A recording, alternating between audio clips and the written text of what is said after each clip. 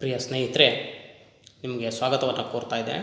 ಕಳೆದ ವಿಡಿಯೋದಲ್ಲಿ ನಾನು ಓರೆಸ್ರವರ ಬಗ್ಗೆ ಪರಿಚಯವನ್ನು ಮಾಡಿಕೊಟ್ಟಿದ್ದೆ. ಆ ಸಮಯದಲ್ಲಿ ನಿಮಗೆ ಹೇಳ್ತಾ ಇದ್ದೆ, ಓರೆಸ್ ಒಂದು ಹೊಸ ರಚನಾ ಪ್ರಕಾರವನ್ನು ಹುಟ್ಟು ಹಾಕಿದರು. ಅದೇ ಪತ್ರಕಾವ್ಯ ಸಂಗ್ರಹ ಅಂತಕ್ಕಂಥದ್ದು. ಆ ಪತ್ರಕಾವ್ಯ ಸಂಗ್ರಹಗಳು ಯಾವ್ಯಾವಪ್ಪ ಅಂತಂದರೆ, ಒಟ್ಟು 3 ಪತ್ರಕಾವ್ಯ ಸಂಗ್ರಹಗಳನ್ನ ನಾವು ನೋಡ್ತೇವೆ. ಅದರಲ್ಲಿ ಮೊದಲನೇದು ಎಪಿಸಲ್ ಟು ಫ್ಲೋರಸ್, ಅಂದರೆ ಫ್ಲೋರಸ್ನಿಗೆ ಕಾಗದ ಅಂತಕ್ಕಂಥದ್ದು. ಎರಡನೇದು ಎಪಿಸಲ್ ಟು ಆಗಸ್ಟಸ್ನಿಗೆ ಕಾಗದ. ಮೂರನೇದು ಎಪಿಸಲ್ ಟು ಫೀಸೋಜಳಿಗೆ ಕಾಗದ ಅಂತಕ್ಕಂಥದ್ದು. ಈ ಎಪಿಸಲ್ ಟು ಫೀಸೋಜಾ ಅನ್ನೋ ಕೃತಿ ಇದೆಯಲ್ಲ, ಅದೇ ನಮಗೆ ಬಹಳ ಮುಖ್ಯವಾದ ಪ್ರಖ್ಯಾತಿಗೊಂಡಿರತಕ್ಕಂಥ ಕಾವ್ಯಕಲೆ ಅನ್ನೋ ಹೆಸರಿನಲ್ಲಿ ಪ್ರಚಾರವಾಗಿರತಕ್ಕಂಥದ್ದು. ಅದನ್ನು ಆರ್ಸ್ ಪೊಯೆಟಿಕಾ ಅಂತಲೂ ಕೂಡ ನಾವು ಕರೀತೇವೆ.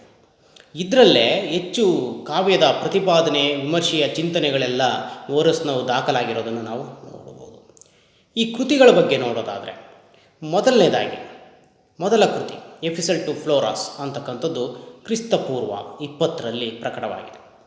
ಎರಡನೇ ಕೃತಿ ಎಪಿಸಲ್ ಟು ಆಗಸ್ಟಸ್, ಈ ಕೃತಿ ಕ್ರಿಸ್ತಪೂರ್ವ 14ರಿಂದ 13ರಲ್ಲಿ ಪ್ರಕಟವಾಗಿರೋದನ್ನು ನೋಡ್ತೇವೆ. ಇನ್ನು ಮೂರನೇ ಕೃತಿ, ಬಹಳ ಮುಖ್ಯವಾದಂಥ ಕೃತಿ, ಕಾವ್ಯಕಲೆ ಅಥವಾ ಆರ್ಟ್ಸ್ ಪೊಯೆಟಿಕಾ ಅನ್ನೋ ಹೆಸರಿನಿಂದ ಕರೆಯಲ್ಪಡುವಂಥ ಎಪಿಸಲ್ ಟು ಫೀಸೋಜಾ ಅಥವಾ ಫೀಸೋಜಳಿಗೆ ಕಾಗದ ಅನ್ನೋ ಈ ಗ್ರಂಥ ಯಾವ ಕಾಲದಲ್ಲಿ ನಿರ್ದಿಷ್ಟವಾಗಿ ಪ್ರಕಟ ಆಯಿತು ಅಥವಾ ಬರೆಯಲ್ಪಡ್ತು ಅನ್ನೋದ್ರ ಬಗ್ಗೆ ಸ್ಪಷ್ಟವಾಗಿ ನಮಗಿನ್ನೂ ಕಾಲದಲ್ಲಿ ನಿರ್ದಿಷ್ಟತೆ ಇಲ್ಲ.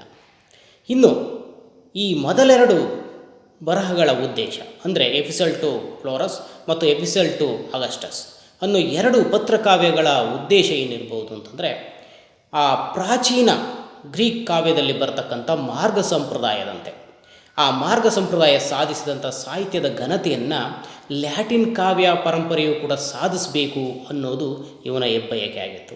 ಹಾಗಾಗಿ ಈತ ಆ ಬರಹಗಳನ್ನು ಬರಿತಾ ಹೋಗ್ತಾನೆ.